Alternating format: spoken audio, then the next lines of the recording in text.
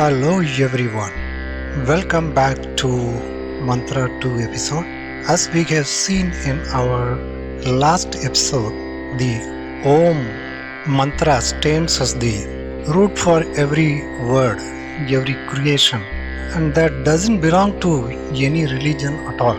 In fact, certain religion they found it what is that sound is and what is that core sound which makes every creation in this universe. They found it and they adapted it.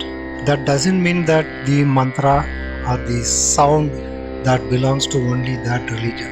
In fact, the Hindu philosophy has highly relying upon this basic core chanting of the Om mantra.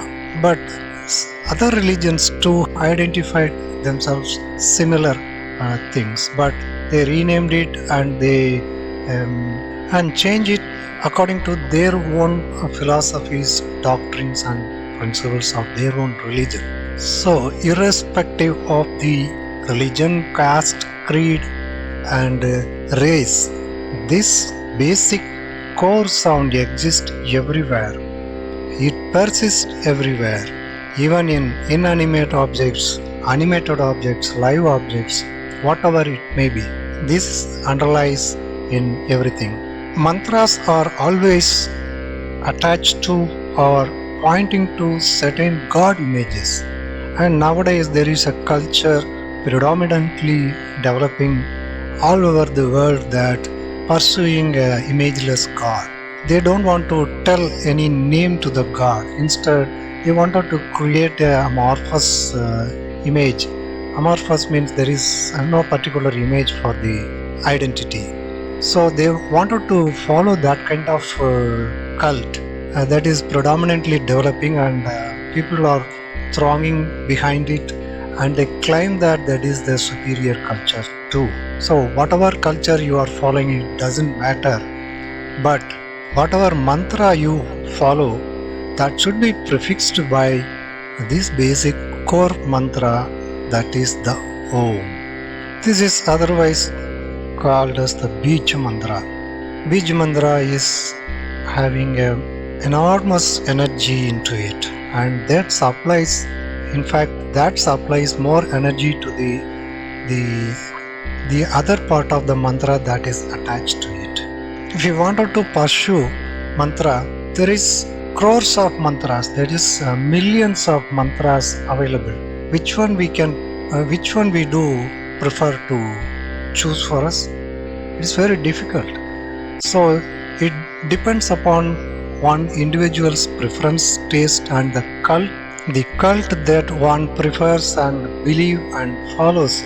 That will decide on what type of mantra he prefers and would be suit to his benefit and improvements. Other side, there are new cultures, new cults, and there are a lot of religions also have cropped up in this vast world, and that has added a lot of their own versions of the mantras, and so it all depends upon what is the way you prefer, and you have chosen to lead your life pursuing God. Depending upon that, you can choose your mantras. There is no harm in that. The mantras are the potentially powerful, energetic words, and that had been used since long from a historical past that goes beyond the ages. We don't know even. That was the ancestral trait that they have given, or the pathway they have left us to follow their feet.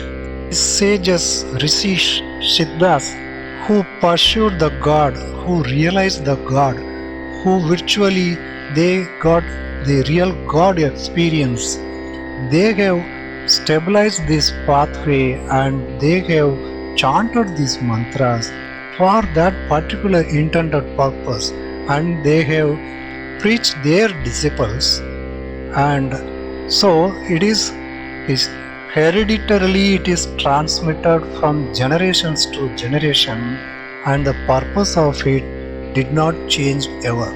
And that is the reason, even if these modern days, if you are chanting that particular word, that is mantra, it exhibits the same results to the person who is chanting with the belief on the mantra. So the benefit of the mantra had been set forth a very long ago by our sages, our precursors, and they have created such strong culture and a very strong, well-known trait that had been followed thousands of years, even more than thousands of years. So the benefit of the mantra, it relies on what is the purpose that had been used since it had been created for or created by someone, because the sages had been created their own versions of mantras. It depends upon the cult what they have followed even in the prehistoric days of the past. So every religion and cult, they have their own versions of the mantra words that had been practiced by the gurus of that particular cult and had been preached to their disciples and taken forward to the generations to generations until now. So these chosen words had been practiced by the Gurujis and the disciples, had been shaped up to give certain benefits and the intended particular benefits to those who are actually relying upon those particular mantra words. So different religions, cults have been following their own versions of the mantras. If you don't want to cling to any kind of cult, then you can just follow the Om pronunciation. This doesn't belong to any religion, any individual at all. It belongs to the entire universe, because that is the basic sound from which everything had been produced, and that already persists and penetrated into every object that exists in the cosmos. There is a way how to pronounce a mantra that we will deal in another episode. Now, coming back to the question, how does a mantra works? We already discussed that mantra is a vibration. It has its own waveform that has its own frequency too. It's a kind of electromagnetic wave that is produced from a biological system, especially from a brain, and that has the two components, specific components attached to it. One is the pronunciation and the other is the intended benefit that is created from a brain wave. So there are two kind of waves here involved. One is that mere pronunciation, and that carries some sound, and there is another wave created and produced from the brain and attached to this sound wave that will finally evolve the benefit of the pronunciation of the sound. That is mantra.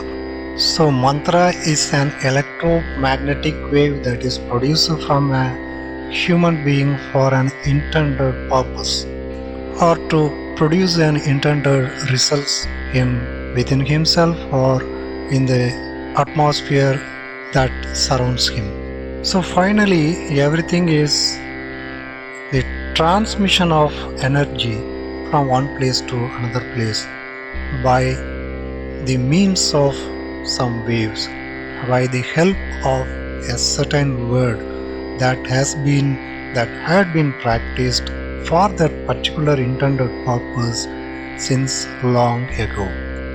To understand more about how this energy gets transmitted from one place to another place, to a long distance, and even in the space, we need to understand certain other things to support this.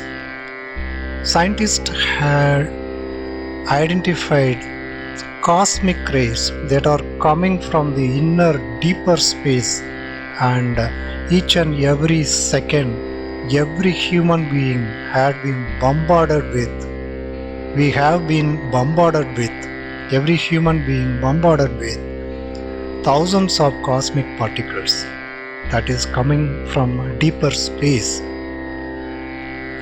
Scientists still could not able to understand and reveal that how these particles are not losing their energy even after they had been traveled so much distance from the deeper space. They did not even lose a little bit of energy even after a long travel. So that might be the energy particles that the entire natural system that created the entire cosmos and supplies the creations with the energy from its own core. This is the kind of a government which supplies the food and transportation arrangements, everything to ensure that their citizens are living with proper food facilities, everything. The entire cosmos has created its own mechanism to feed the energy to its entire creation from the deepest inside the core to the outer periphery of its structure. Electromagnetic waves are the kind of waves that can travel into space to any distance without losing their energy. So mantra is a kind of electromagnetic wave. So that can also penetrate into the deeper layers of the space and even the subtle worlds, metaphysics layers that we cannot perceive through our five sensory organs. As you know, even in the band of electromagnetic spectrum, our eyes could perceive only a little of it. The larger bandwidth of the spectrum, only the 7 colors could be perceived through our eyes. Whatever that exists on both the sides of this colorful spectrum that occupies a very little part of it are non-perceivable waves. Either infrared rays, on the other side the ultraviolet rays, and the gamma rays, beta rays, theta rays. There are so many things available. And in the lower side, after infrared rays, there is microwaves, all these things exist.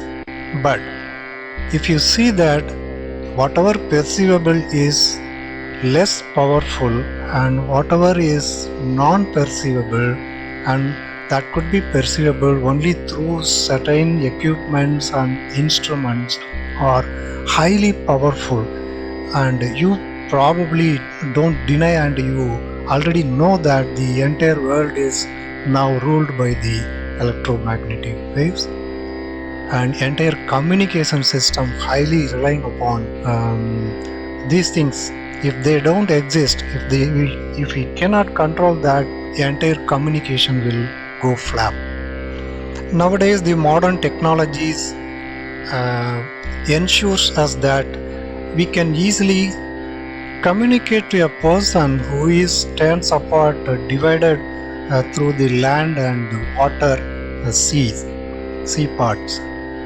So there is no restriction, there is no limitations of communication, and even the communication between the explorers in the space and with the team available in the NASA and whoever the team is working on that still receives that communication from the unmanned Voyager kind of satellites.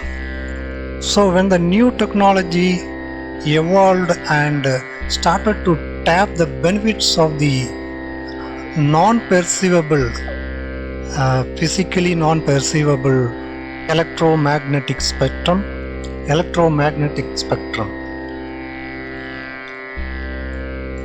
our communication abilities unbelievably grown and bounced, and it has broken the frontiers and reached out to the entire universe nowadays.